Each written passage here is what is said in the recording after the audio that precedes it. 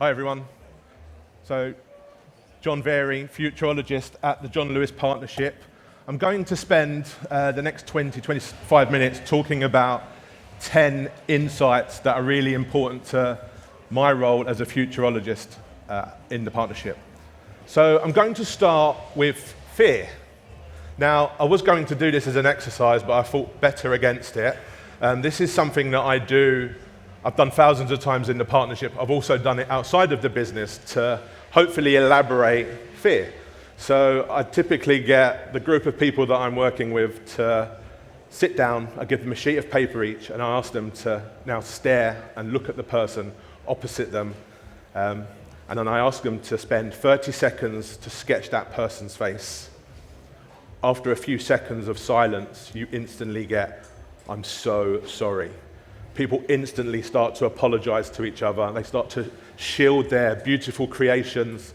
They start to explain to each other how bad they are at drawing, and this isn't something that they typically do. And that right there is fear. And if you apply that mindset at the beginning of any kind of creative session that we would run or any type of brainstorm, that fear leads to narrow assumptions. It leads to very narrow ideas, and basically you end up with very little development. You'll see on the screen, at the bottom right, there's a picture of me that one of 4 9-year-olds drew last year in a workshop. I've got a video at the end to explain about that scenario. But fear for me, or hopefully trying to encourage the absence of fear, is something that I invest a lot of time doing. Now with this one, you're going to have to bear with me. Imagination is something, again, that plays a really important part within my role. So 2017, I created a piece of work in the business that hopefully would help people step outside the present space. And one of the themes within that was death becoming a curable disease. So like I said, bear with me.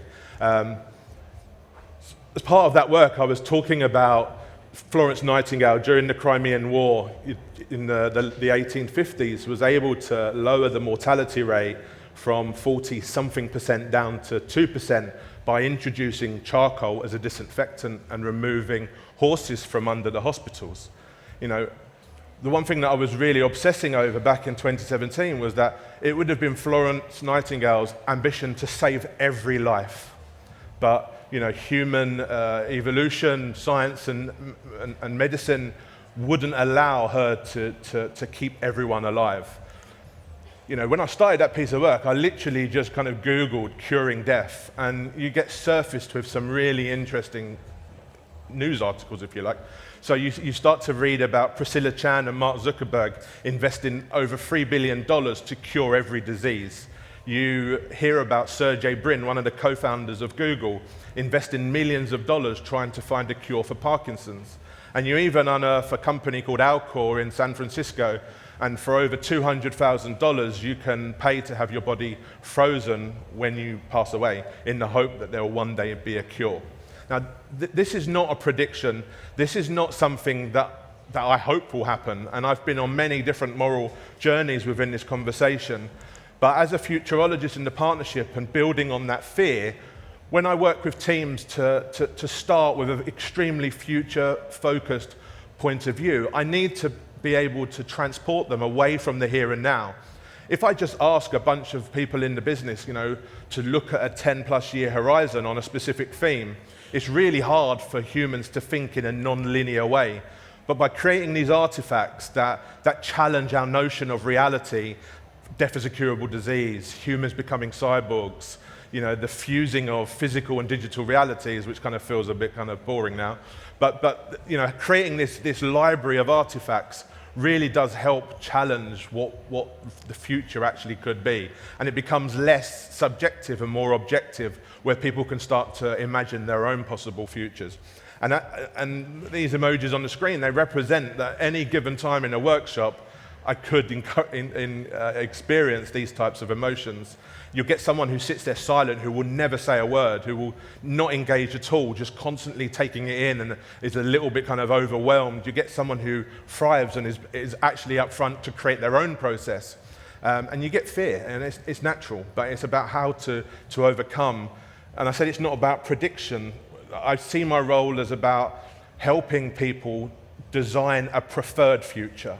We have a whole range of possible futures, but we only have a few preferred futures that we could aim for, and that ideally is my role. Now, weak signals, they're very much the currency within my team. So a weak signal is, I guess it's something that's often ignored, rogue, unquantifiable, and for those reasons, they're often ignored. But for us, they are the gold dust, and they help create pathways to possible futures. To give you an example of a weak signal, in 2017, I still don't know why this happened, but I was asked to give a talk in the John Lewis Kingston shop to a bunch of customers. Excuse me. And after the talk, a lady came over to me and said, would it be possible for my 14-year-old daughter to come and spend a week in your team doing work experience? And I said, absolutely, as long as she would be willing to take part in an exercise. She agreed on behalf of her daughter. And so on the Monday, Isabel joined my team, and I had set her a brief to explore a future in the partnership where machines and humans work side by side. I was just really curious about her perspective on that. Bearing in mind the context, right, this is 2017, so a lot of the stuff that you're going to hear now is more common knowledge.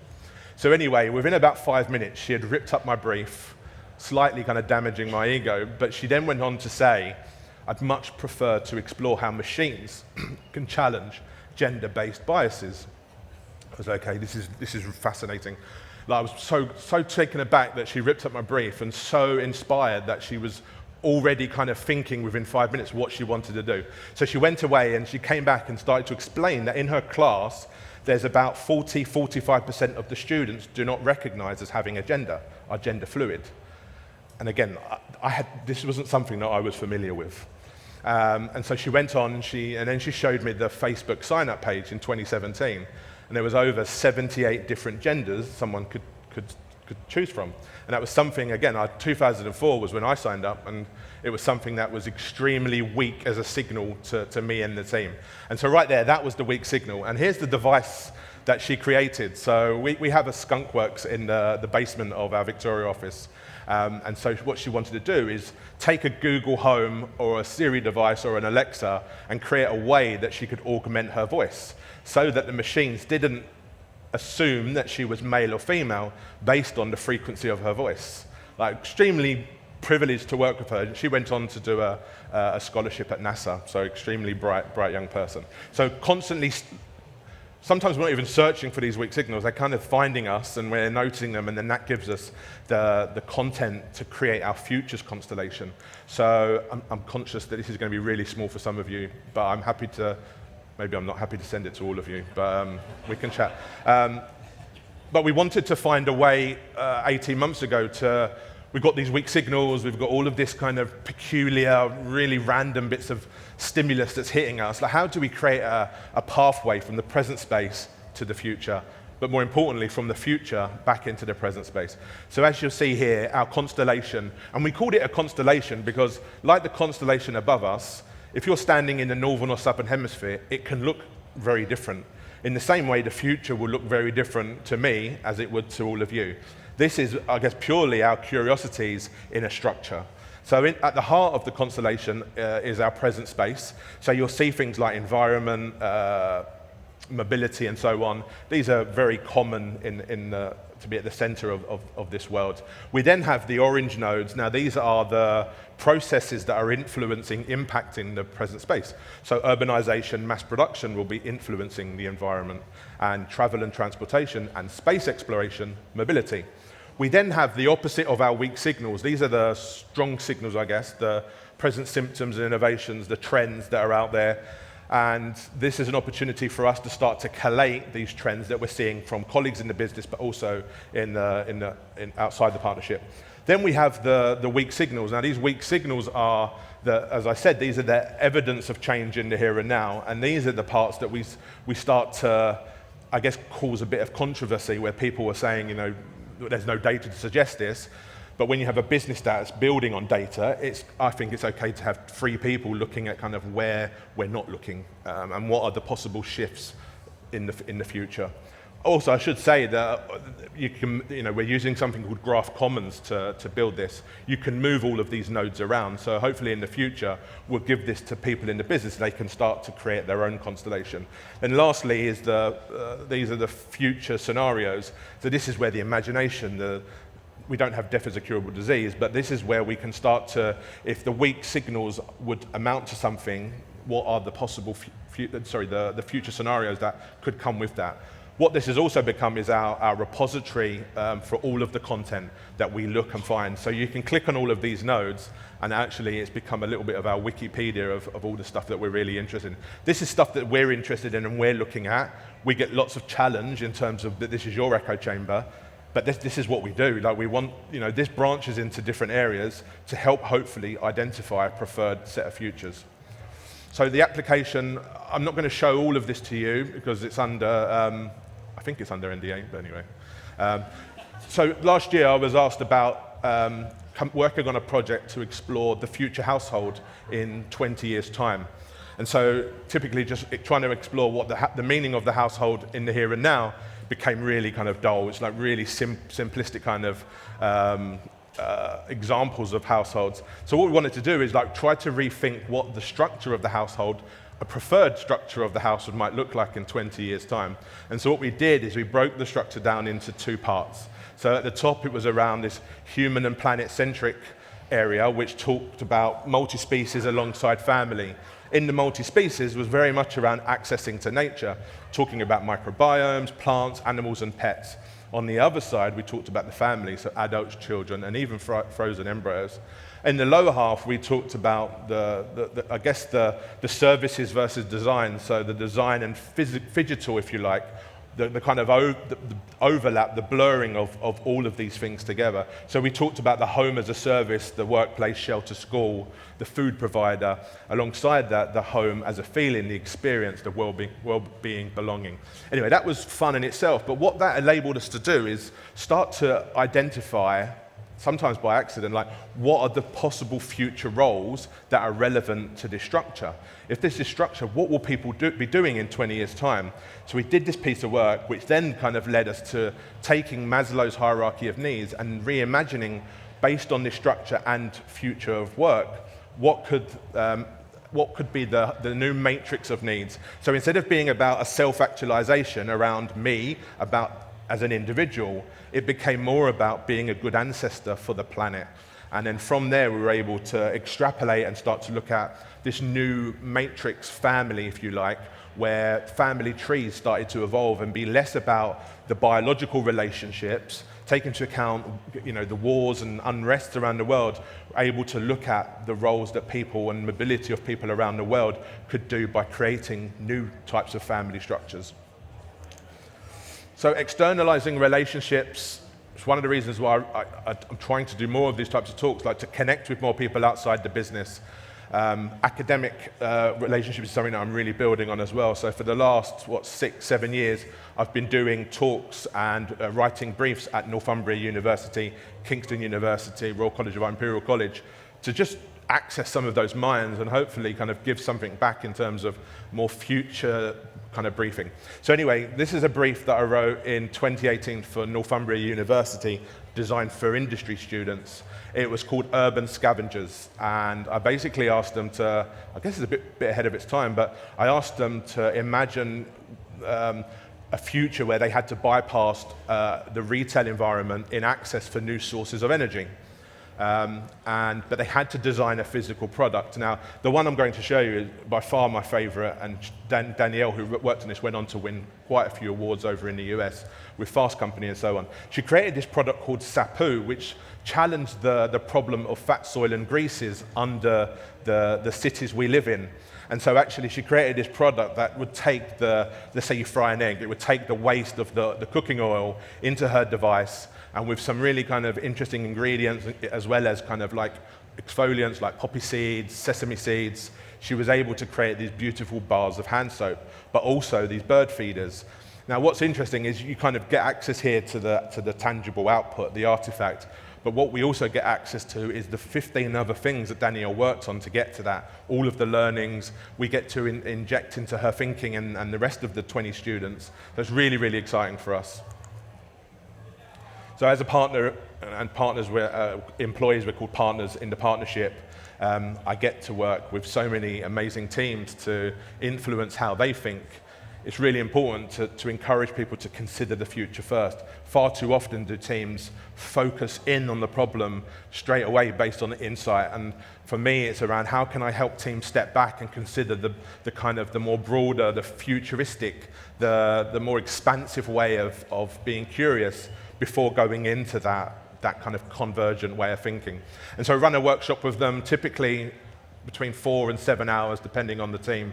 But here's an example from a session I ran last year, where again I shared the futuristic kind of artifacts, if you like, death is a curable disease, all the way through to humans become cyborgs, just to help them kind of step outside of the comfort zone. Because in the beginning, when you ask them how they're feeling, they are pretty scared about working on this, because they extrapolate from today what the future will be like. So it's a really tough time.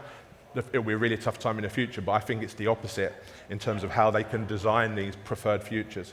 And so ultimately, taking that into an opportunity to determine the impact of that future through lenses, science, technology, politics, environment, economics.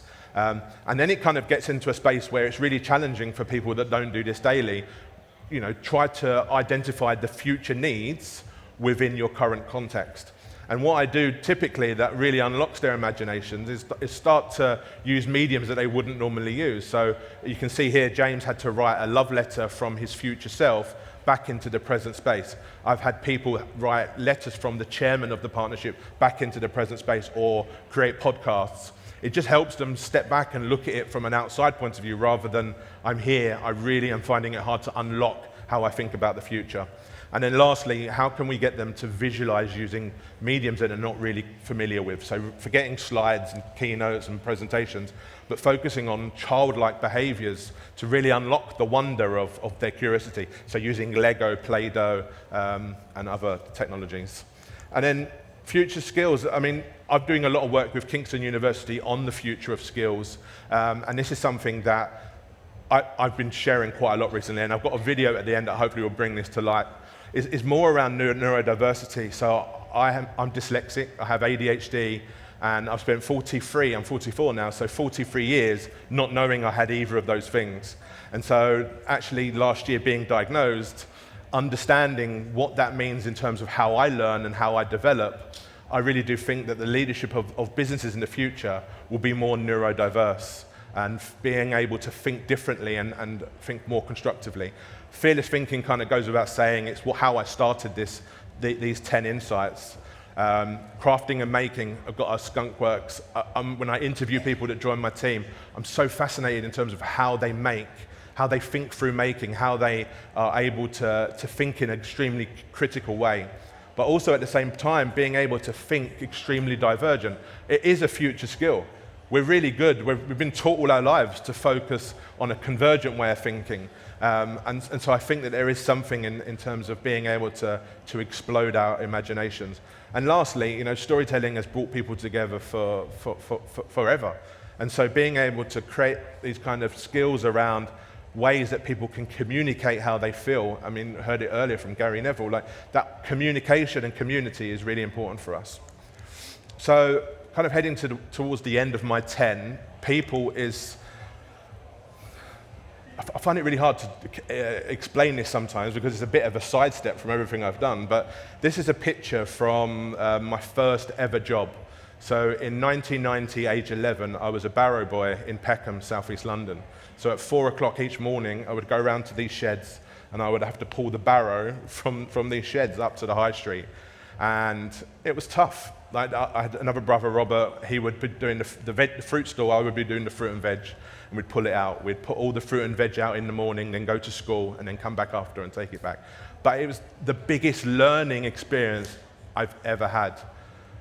You know, it was the biggest learning experience because I learned the importance of people. I've learned how people can be violent. You know, one evening working on the stall, one of the guys was stabbed. my brother, who was 9 at the time, was standing right next to him. And so one of my earliest memories was actually being questioned by the CID. Like, what happened? Did you see anything? And I was 11. And so from that moment, it's kind of created this, like, it gives me goosebumps now, like, there's like, and I don't have senses, but I get really anxious. I still, when I go into a toilet, I go to the far cubicle because I'm like, what's going to happen? And I think that's been transferred into the way I think today, into the way that I'm like constantly like looking at everything. Maybe it's a mixture of that with my dyslexia and my ADHD, and people in the room who have similar superpowers will understand that it's kind of like that curiosity on steroids. And so I wanted to show that because that's really important to me, and whatever I do in my role and whoever I speak with, whether it's technology, whether it's science, whether it's environment, the most important factor is people, which is why we always focus on needs. And whether it can be 20 years' time, but it's important to think about the needs. And ultimately, that's how we will discover, working with, as you'll see in a moment, the kids, but also with Isabel. They're our future customer, they're our future employees, they're our future children. They represent the future of society. And with that, I'm going to introduce a very short, well, it's 3 minutes, kind of short. Last year, so my son is the back right, he's Noah, he's 10 years old. He wanted in the summer to come and spend a day with me doing my job, and I thought it'd be a great idea. I was quite wrong about that, to be honest. But anyway, so it turned out there was 3 other 9 and 10-year-old boys that were in and around the team. And so I decided to run a workshop with these, we called it, I can't remember the exact name of the project, but I'll show you in a second. But anyway, so I asked them to imagine a future where they had solved the climate crisis. And I wanted them to build the prototypes and the thinking of how they got to it. And so I've got a 3-minute video to show you the outcome. But I have to say, so I'm a father of a 16-year-old daughter too, and I've worked with Isabel. I'm really restless at the fact that there was 4 boys in this workshop. And I tried hard to get a 9-year-old, 10-year-old girl to join. Just couldn't find it. So we're working now to how we can do something different. Because I look at Isabel, how she thought, I think we would have landed in something completely different and abstract and something as exciting, but the content is too good not to share. So I'm just going to share this video.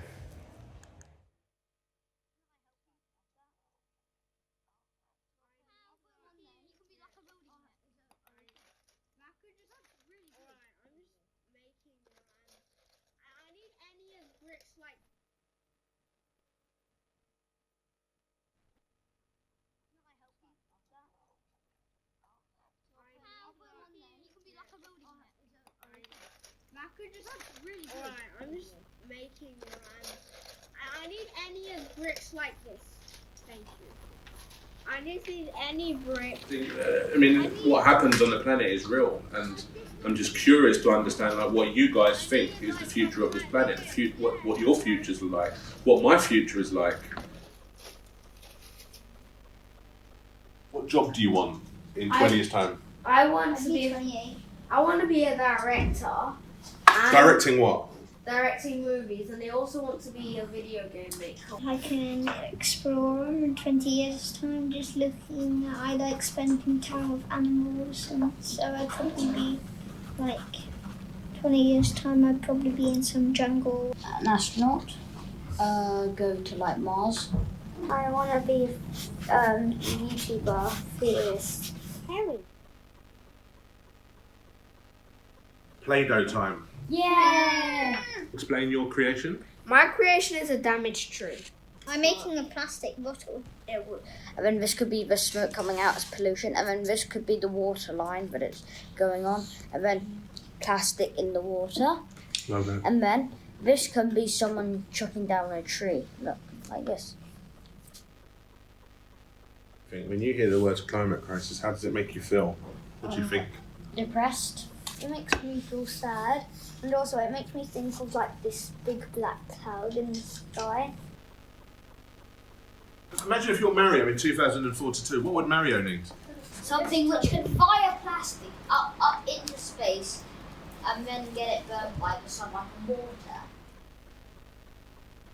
it makes me feel excited, but then also worried at the same time, but we're not going to stop the climate crisis.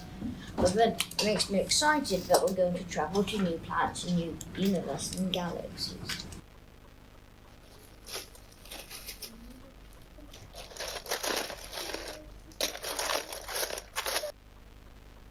First, the Pac-Man comes and he swims along and along in the ocean, and he picks up like the garbage in the ocean.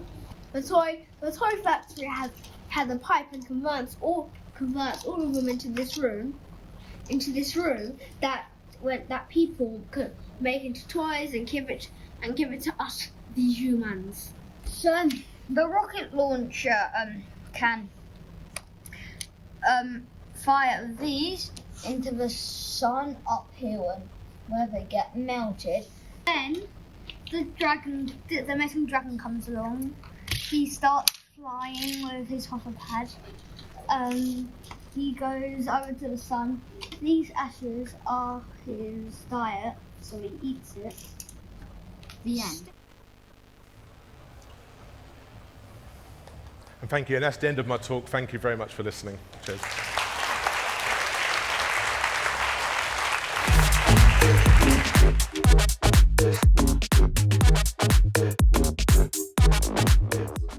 I just want to ask John one question before he goes, because Pete Harbour earlier from Unilever talked about getting comfortable with the uncomfortable, and it strikes me that a lot of what you do is exactly that. What advice would you give to the brands, agency, vendors in the room about how they can do that in a micro way in their own organisation?